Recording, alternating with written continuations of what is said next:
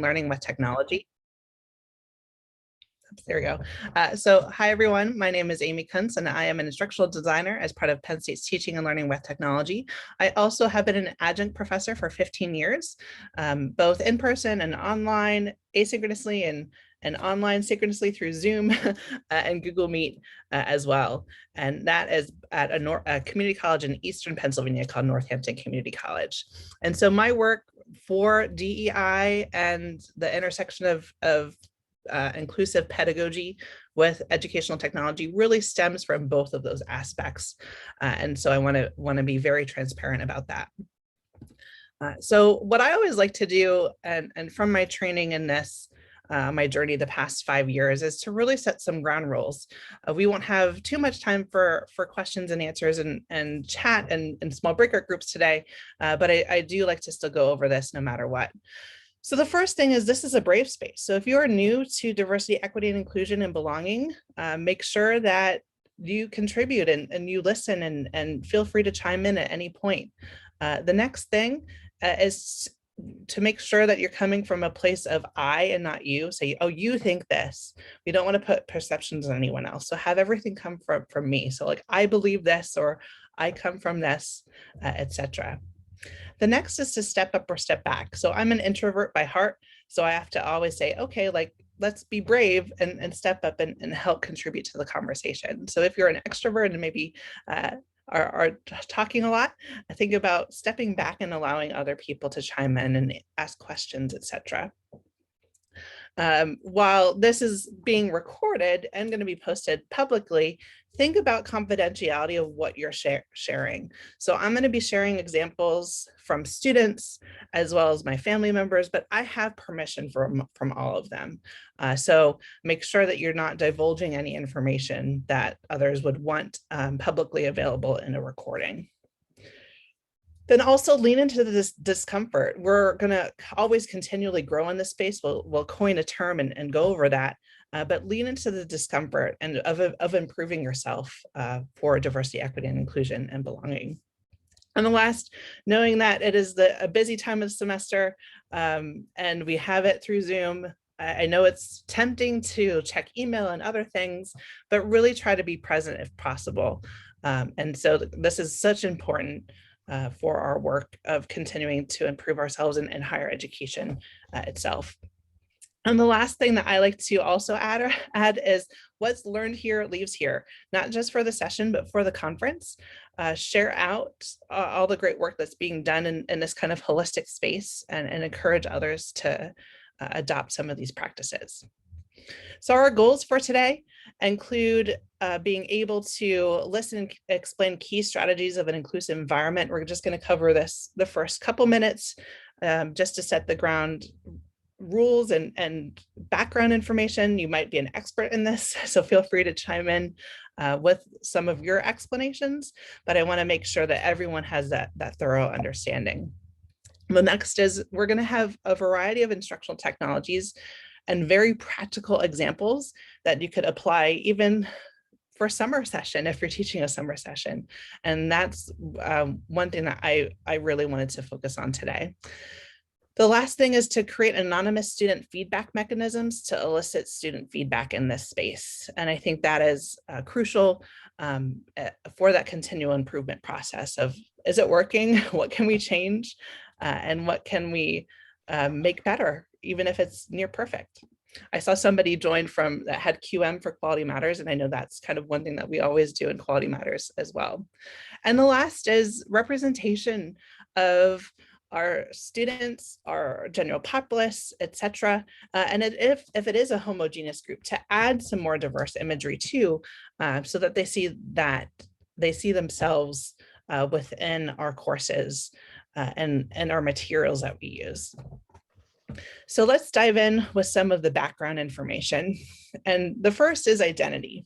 And so identity is a term where it's how we identify ourselves or are identified as others. So some of these we show, some of these we don't. So you might look at me and say, okay, Caucasian, female, you might guess my age, you might guess my socioeconomic status, but you're not quite sure. And so one thing for this is some of these are wrong, and we don't want to put anybody's perceptions about it. So for me, although I am middle class, I come from a family that is very blue collar. And while I am Caucasian, one thing that really helps me is most of my students are Latinx, and I have 2 nephews who are Latinx. And I really try to say, hey, I've seen the struggles of my nephews and trying to navigate the college setting and their instances and say, and make those connections with students. Another one for diversity, equity, inclusion is the diversity wheel, which is at Johns Hopkins. And I'll be posting these links in the chat. Please do not feel obligated to save all of these. I am all about sharing. So at the end of today, we're going to have a URL that will take you to the slides, as well as a resource guide that I'm going to put there after the session that will have all of these links. So no need to frivolously type things down or save all of these links. But if you are curious while I'm talking about something and want to explore, feel free to open them up. And so this one is a little bit broader. It thinks about what is my political beliefs, what is my language that I use, and things of that nature. And all of these are really important because it sets the ground for what is our culture. And so this might be a little bit tiny. So again, I'll put this in chat, but this is the iceberg of culture. And you might say, well, what does this have to do with my teaching and my students, or helping faculty and their students? So on the surface level, we could see that identity helps influence their food, how they dress, etc. But it's all the stuff underneath the surface. So what is their attitudes towards elders, even teachers? What is their attitude and perception of their self? Do they have the tempo of work? What is their aspects on group decision-making for a classroom dynamic? And all of these really influence everything. So I want you to pause for a moment and reflect. I know it was very brief, but think about all those different identity factors and what you identify as, and what do you think your students identify as, like, for you? What do they perceive you to be?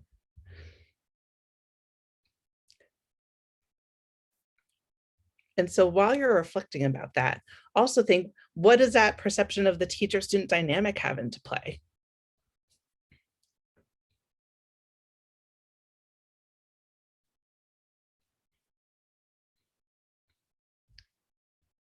So I know with everything going on in the world, we're trying to just doing more with less. We're always thinking about, okay, well, what comes next? What comes next?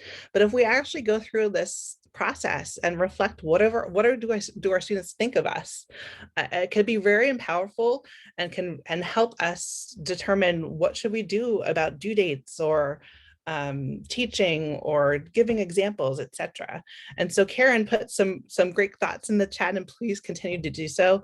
The iceberg of culture is so powerful. So many things we can't see or know. So it's so important to recognize this.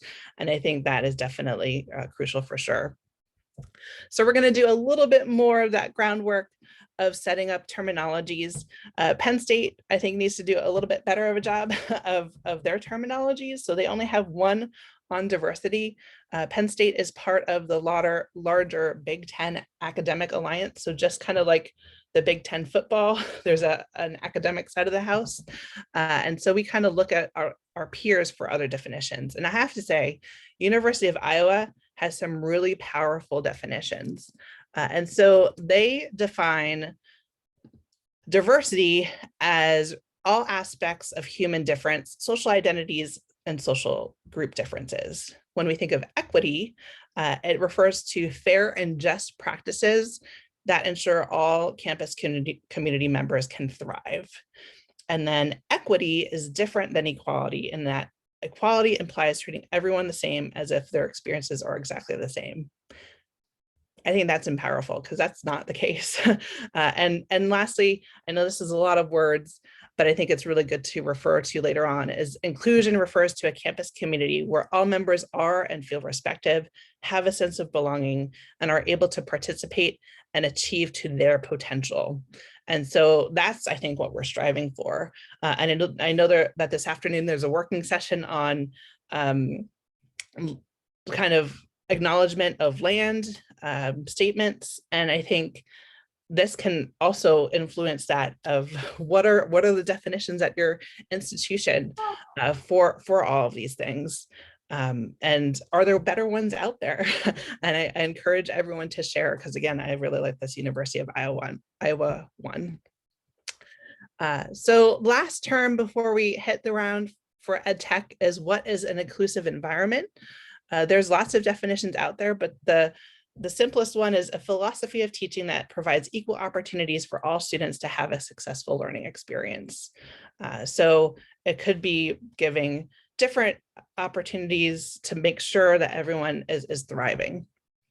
And there's a really good, it's more so universal design for learning, but it has a spin on inclusive pedagogy, and it has a checklist of what do you do? But some of it is just good teaching practices. And so you'll see that some of these are just good teaching, having a welcoming, respectful environment, addressing essential course components, meaning that whole concept of alignment of you have the learning objectives, you have the content of lecture and readings, you're giving them practice for activities, and then you have the assessment. Having clear expectations, giving them rubrics, and providing constructive feedback. Providing natural support, so giving them feedback along the way, pointing to them to the Learning Center or something similar, etc. And so I'm not going to go into all of these, but the one that I think is most important is considers diverse aspects and diverse learners. So for all of these, it even has the student to student, student to instructor interaction, and much more. So this is not an inclusive pedagogy session, so I want to move on. But one last thing is, we don't have to be experts in everything. So one thing is the concept of cultural humility, that no matter how far or how long we go, you'll see that it's just running in one big huge circle. We never get there. We never really arrive at being experts in this space. It's always changing. There's always something. And so it's really a commitment to lifelong learning and critical self-reflection and continual improvement of ourselves. So yes, I'm speaking about this today. I'm not an expert. I've done work in this space for 5 years, but I need to improve. That's why I'm here at this conference and attending other sessions on this. And I'm so glad that they have a whole track dedicated to this. So I'm really excited about not just today, but the rest of this week. So if you are new to inclusive pedagogy, these are just some resources. These are not going to put in the chat right now because I don't want to put 10 million links in the chat, but they will be in that guide that has everything for you. So if AQ actually has a crosswalk for at the curriculum level, Georgetown University has their Center for Teaching and Learning equivalent, has one on inclusive pedagogy. One that I really like is it's going to be in a link that I put at the very last slide. And if you have to head out, I will put it in the Discord channel afterwards. I just didn't want to do that right at the beginning. Great question. Thank you. They might be here. So University of Colorado Boulder has a great website for inclusive pedagogy. I've been very fortunate to attend a few of the sessions from University of Northern Colorado. And they have all of their webinars recorded, and they have amazing ones on syllabus and having an inclusive syllabus and thinking about just that. And so I highly encourage all of these after the conference for sure. And then there's one, just a general one on equitable learning that I really find beneficial. So if you have any items, feel free to post those in the chat, and I'll include it in the guide and definitely give you credit as well. So we've talked about inclusive pedagogy. My role at Penn State is teaching and learning with technology. So we kind of say, where do we fit with our other teaching center, which is the Schreier Institute for Teaching Excellence. So we focus on how do we help this space with instructional technology or educational technology. So that's the rest of our spin today for the time that we have together. So while we're going to be talking about practical pedagogy things, we are going to talk about the technology spin. So the first thing that we're going to talk about is in the ed tech space is a learner-centered syllabus. So a learner-centered syllabus is defined by having one or more of these things. One is a shared decision-making process. One is warning of potential pitfalls for students, the opportunity for students to set teacher expectations and recommendations for starting on track. So one example of a learner-centered syllabus that I worked with a faculty member in an econ of all things is here, and it will be in that resource guide later on. And you can see, instead of having the university mandated course objectives, it is, why is econ a great course? And why should you want to study microeconomics, especially if that's not your major? And so that's one huge element of a learner-centered syllabus. The next is student responsibility for learning. And this was fluid. If we said, hey, this is up for interpretation, we're going to vote on this together. So this is the end result that students agreed to of what is expected of the students and then what is expected of the teacher. And so how did we get to this point? Well, we used what is we first did this in person, and then we actually then moved it online a couple of different ways. The one kind of being simplistic was using what is called a Google Doc for shared note taking. And we had some directions that are listed here. So the nice thing is it did so well that we actually did it for in-person courses too. So students who were shy and were not comfortable saying, hey, I think we should do this, were able to contribute. So they added to the Google Doc, this is about a 40 student class, and they added +1s behind it. So what does this look like? I will do a quick little demo. And so students were able to come here, and if they wanted group work, they could add +1 to that. Because they were logged in, we could see who was contributing, so it wasn't skewing the results of, hey, I'm just going to keep adding +1 to the end. We could see if a student did that. But then too, it helped decide, should we include group work, or some people didn't want to include group work. And that was some good conversation, as well as having it be in a document to share. So that is just one example, and we'll have some more later on. Oops, sorry about that. The other example is one we're going to do today. I was not expecting 130 people, so I'll have to preface our activity in a minute. But another one is the co-creation of a learner-centered syllabus via a tool called Google Jamboard. Google Jamboard can only have 25 people in at a time. So in my smaller classes, I did this online via Zoom. For my larger classes, or for ones that were asynchronous, I had an announcement, I had a video, and I kind of had them do this throughout the week. And thank you all for all your wonderful resources and putting them in. And CAST, I love CAST, thank you. And I'll be sure to add that in the inclusive pedagogy area for sure. So for this one, for my own class, I said, hey, I really want, this was online via Zoom, and I said, hey, let's come up with what expectations do you have of me?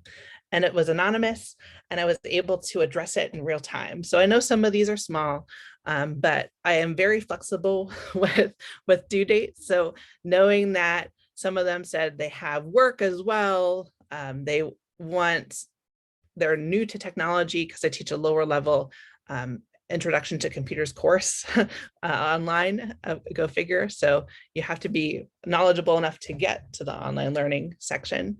But I really try to help and have lots of videos and things of that nature. respecting them. And there's some things where they said being funny. And so I joke and I say, I try to be funny, but my husband's the funny one. I am not a jokester. And so I say, I try to be funny by having bitmojis and things of that nature. And the students really like this. They even, for this example, they even drew a smiley face in the upper right-hand corner. And so we are going to be doing a Google Jamboard, but again, for those just joining, we are only the first 25 will be able to do this. So before I put the link in and we'll see who has fast fingers, I do want to demo this. And so for Google Jamboard, it's basically creating like a new document. So you would do File, New. So it's similar to Word, Excel, things of that nature. And then when you share, press the share button, anyone can edit it. And so for you, acting as students to add to this, it is the fourth button down, which is a sticky note. And then for here, this is where you would type. So I would put this as the example. And so when I press save, it is here and I'll move it along. So although only the first 25 are coming in here, I really encourage you to come back to this after our session's done, because then people will leave. And if you say there's not room for 130 people to put little sticky notes, we could move them over and you could actually have, I think, 8 slides worth. And so we'll have this be a larger document. So now we're going to see who has fast fingers and wants to contribute to that Google Jamboard. So give me 1 second and I'll put that in chat. So we'll see people joining.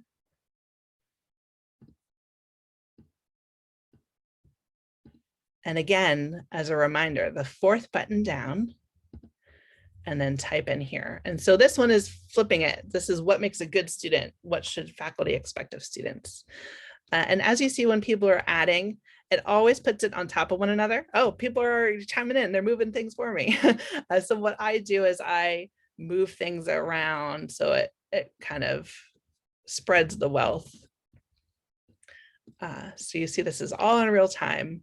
And the nice thing about this is, unlike a Zoom chat or something else, it is anonymous. So that way students are kind of afraid for putting something here. They know that it's kind of a safer space. Great. Awesome. So we have active listening, asking questions, reaching out when you need help, being accountable, reading directions. Sometimes they don't do that.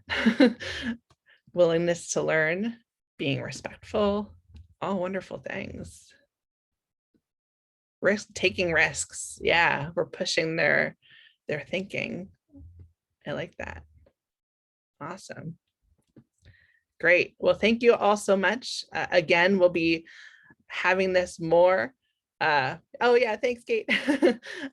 And so last that I checked, which was last summer, it was accessible.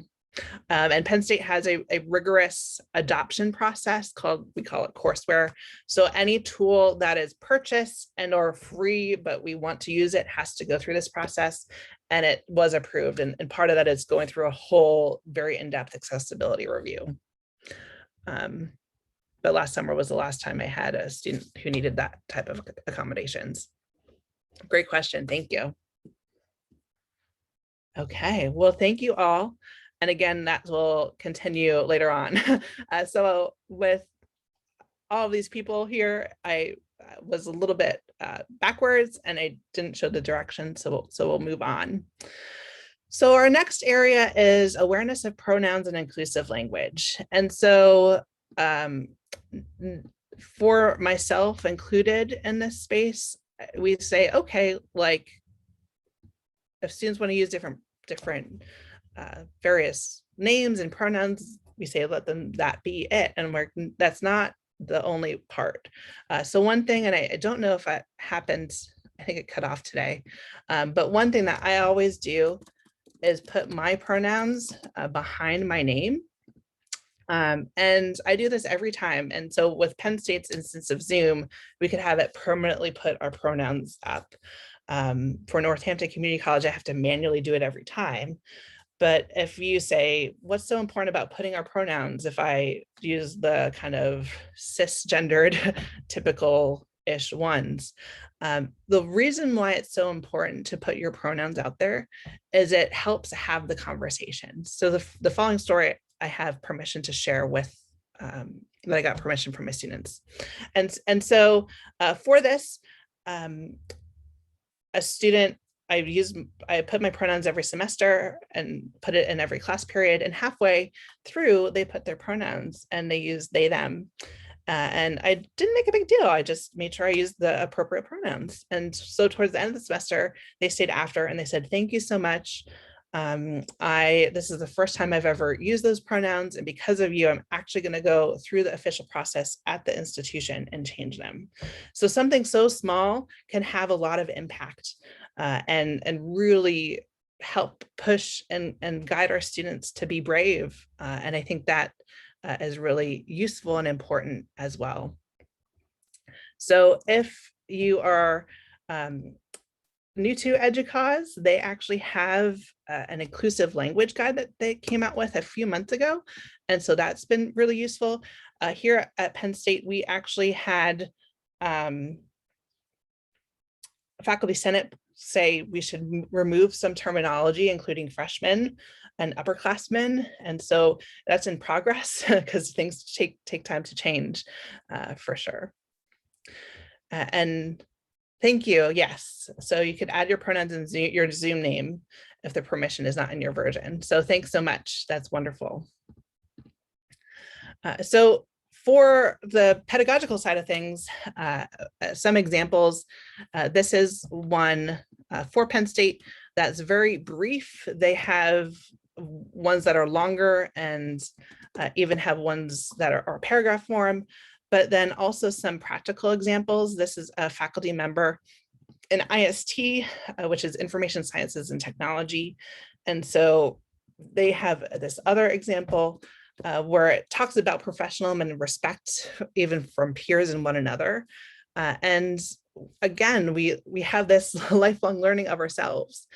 So they use the term preferred names and pronouns, and preferred means that's not your real name, and it really is their real name. So not having preferred and saying, what is the names and the pronouns that you want to use is so crucial.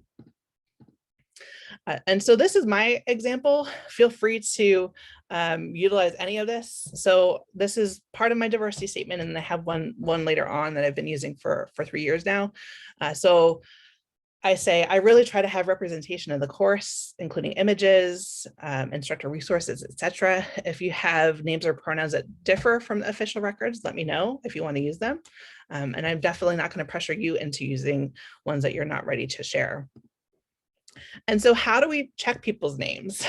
There's a lot of different ways out there. If you have a class in person or even online via Zoom, you could handwrite it out phonetically. The other one is having people teach us their name and go around the room in Zoom and have the recorded session done.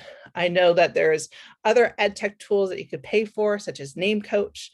We unfortunately don't have that yet at Penn State. So some other ones that are free or part of our LMS include FlipGrid, VoiceThread, and Canvas discussions with audio parts. And so the one that I'm going to show you today is FlipGrid. And this picture, I have permission from all the students here. And this is an outdated version of FlipGrid. And basically it's a discussion, but it's video based. And so you might look at your students, the students here, and this was extra credit, but they did this activity at the beginning. And so they stated their name and taught us it. And from here, I was incorrect because I just presumed that this person's name down here was Nicholas. And so he is first generation coming to America, and he said, my name is Nicholas. And so just that pronunciation is so crucial. And so I made it a point that I use everyone's proper pronunciations and having those connections. So we still talk. It's been 5 years and we're still on LinkedIn chatting with one another, keeping up to date. He even has a drone that he flies as part of his company to get footage. And so having those meaningful connections with our students, that's the important piece. And that really helps for sure. The next piece is inviting feedback from the DEI perspective. And so when we think about feedback as a whole, we want to think about what questions do we want to be answered and what are we going to do with the information? What tools are we going to use? So it's not overwhelming with too many tools. When and how often will data be collected? And then during the course, collect the data, look at it and do something with it. And then even if you can't do something with it, tell your students that that their data and their feedback is going to help future cohorts. And that's that element of what are you doing with the information? And then I think that really helps increase. We do research about mid-semester evaluations at Penn State. And so if you have a mid-semester evaluation and you act upon it and act upon that data, their students are more likely to take the end of semester required survey, as well as like for performance evaluation, as well as give you higher results and more written feedback. So I have a question for you. We're going to be doing what's called a Slido. And do you collect student feedback outside of the end of semester evaluation? And if you are an instructional designer, think about a faculty member that you worked with recently and answer on that behalf. So if you go to slido.com, and I'll put that in the chat, and then you use join code 102710, we will be able, this is unlimited people, so you can actually, everyone participate, and we'll see what the results are.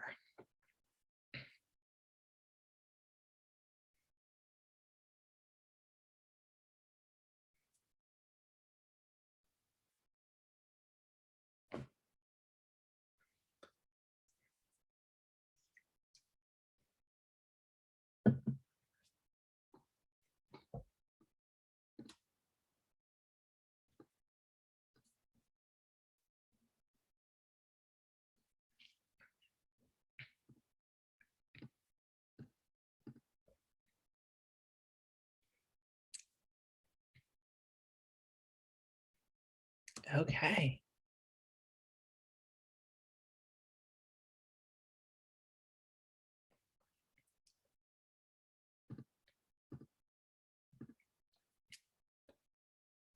Perfect. So while people were doing that, I was able to fix the technical issue that I had. And so I can show you what FlipGrid is. And so this instance is instructors at Penn State that I have permission for. So this is not students.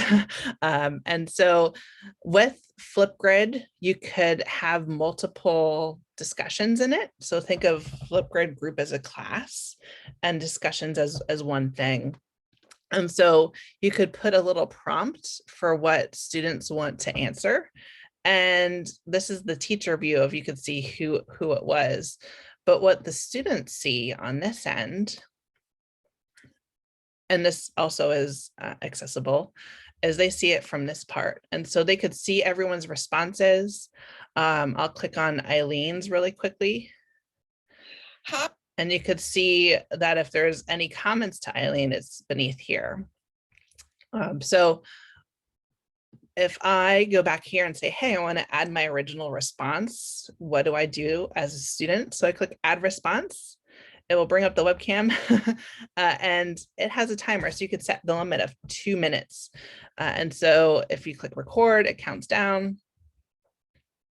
And say my 3 takeaways were that I really valued collaborating with one another, hearing other examples, etc. And from here, you would keep on talking. And so this has a progress bar. If you don't like what you talked about, you could press retake. But if you like that, you could press next. And say my 3 takeaways were that it always has a quick video recap. And then at the end, before you post it, I say that it always picks the most unflattering picture of you, and it did not surprise me. It did. So you could click edit cover and take a selfie so you could smile and look pretty for the camera. And that looks a lot better, and you could post to the topic. So that is how FlipGrid works.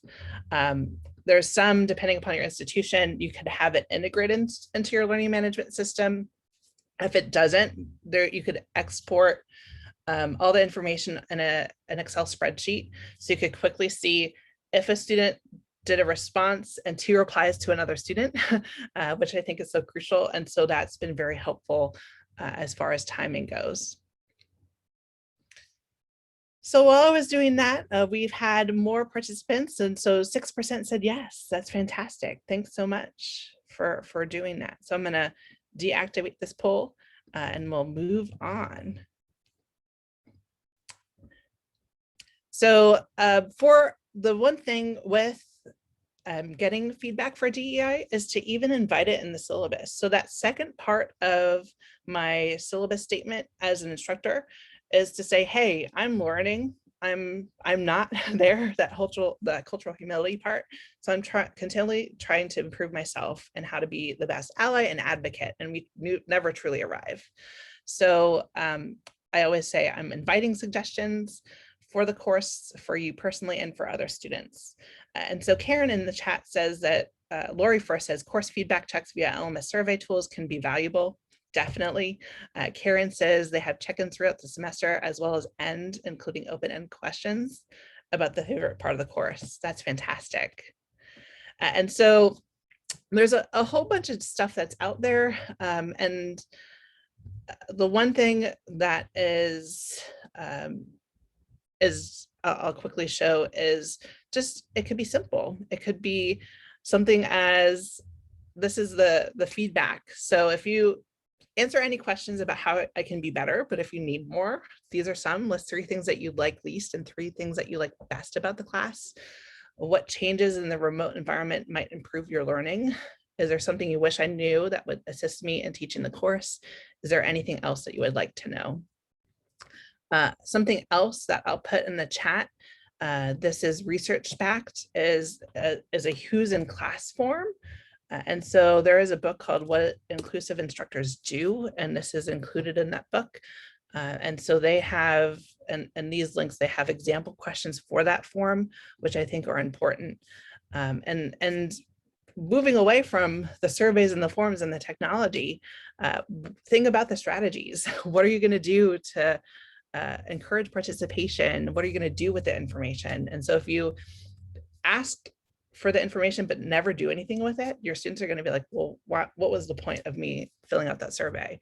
So if you act upon it, tell your students how you've acted upon it, and let them know. So it was mentioned about LMS or other surveys. I had that example of a Google form. There is one other tool which we could have probably a whole session about. They have webinars on it, and it's free and it's research backed. It's called PERTS Ascend. And so that's a whole bunch of information there, but I'm gonna quickly go over. So the PERTS Ascend is research backed. They modify it every year. And so there's questions about what is your sense of belonging in the class? What is your sense of identity and social belonging? So some quick examples, and I know this is super tiny, but it has, from the equity standpoint, do they feel connected? Do they feel safe of sharing?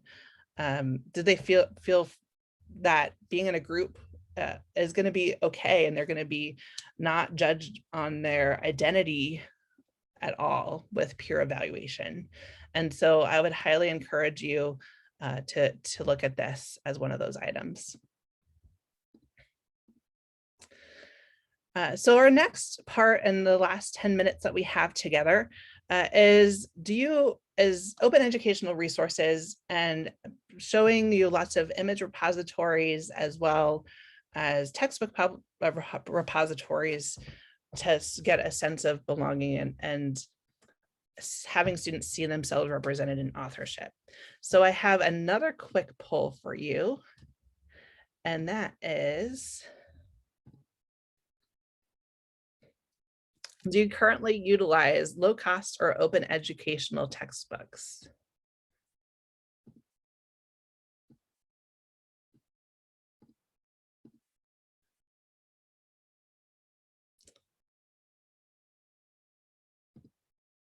Oh, thank you for sharing, Brandon. I'm so sorry that that's the case for your institution.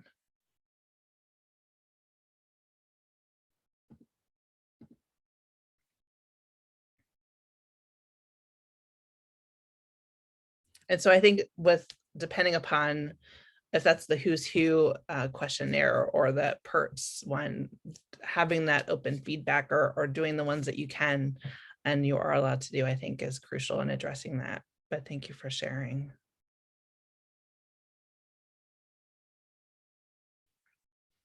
Okay, so thank you for those who participated. A lot of interest in and have used in OERs. Wonderful. So I'm going to, we had about 32 the last time, so I'm going to press stop and switch gears to the slides. And so when we think about even just affordability is a huge part for diversity, equity, and inclusion. We want our students to afford the books. And so 7 in 10 students didn't purchase a book because it was too expensive. 1 in 5 skipped or deferred a class because of the price. And this was all pre-pandemic. And so I don't know the research out there yet, but there's a lot more going on for sure. And so when we think about the sense of belonging and representation, these are just some research ones. I'm not going to read all of them, but the first one is our self-esteem, social judgment of others, and even our ability to recall information can be affected by images. And the last one, which is within intro econ courses, going back to that example I had of Econ 102, 77% of those people mentioned in the books are male, either real or imagined in those fake scenarios. 18% are female and 5% are gender neutral. So even if we look at the binary of female and male and non-gendered, in 2016, of Open Syllabus Project had a finding of all the top 736 textbooks that were used in higher education. Only 13.587 were female authors, the rest were male. And so how do we go beyond this space? The first is there's lots of different articles out here. There is different repositories. So there's one about Cite Black Women. There's a coalition to diversity and inclusion and scholarly communication. There is one of people of color in technology. And so that's where I use a lot of my resources to replace. The libraries, yep, is another good one. And so maybe because of the interest in the session, I'll ask for a Discord separate channel where we could share some of these things as well. And then when we look, if we have our textbook selected, what about other things? And so even OpenStax is one open educational resource creator. And they said, even in our OER materials, how can we be more inclusive? And they came up with this guide. And the three ones in bold is to give credit to diverse authors and researchers, which we talked about, but then also have more diverse illustrations and photos and have more diverse example names. And so some of those include all these image repositories that are free and you don't even have to log in. And so I'm going to tell you a story and then I'll quickly show you some of these items in the 5 minutes that we have left. And so I used the picture on the right in my course where I was meeting online via Zoom. And one of my students stayed after I had this picture and she was crying. And I said, what's wrong? It'll be okay. We'll get you services and we'll figure something out. And she's like, I'm not crying because I'm sad. I'm crying because I'm happy. This is the first time I've seen myself in education. And she lifted up her hands and she had the skin condition here called vitiligo. So I've only seen her from head up because of Zoom, never saw her hands. And so that was just so powerful. And so I was like, representation so much. And I know, yeah, thank you. So I said, can I please have this as a story? Because we hear about it, we see about it in like Target and having the models, or even in Kanto, and having more representation there, but having that dynamic and seeing it impact in your courses, I think is crucial. So some of the ones here, just to show you, so the one that I have is part of the Nappy Hands collection. And so you could put any picture in any of these phones. So that's one. And again, these are all going to be listed in that document. If you want something more on the gender spectrum, or Latin, or someone, so if then as females, the Jopwell Latin X collection has one in businesses. Disabled in here has ones as well, both imagery, real photos, and other ones. And then, whoops, the gender spectrum collection is another one for some of that gender fluidity. And for this one, all of these are very much the same. And so if you go, I want one for health and the medical field, it jumps down in that category.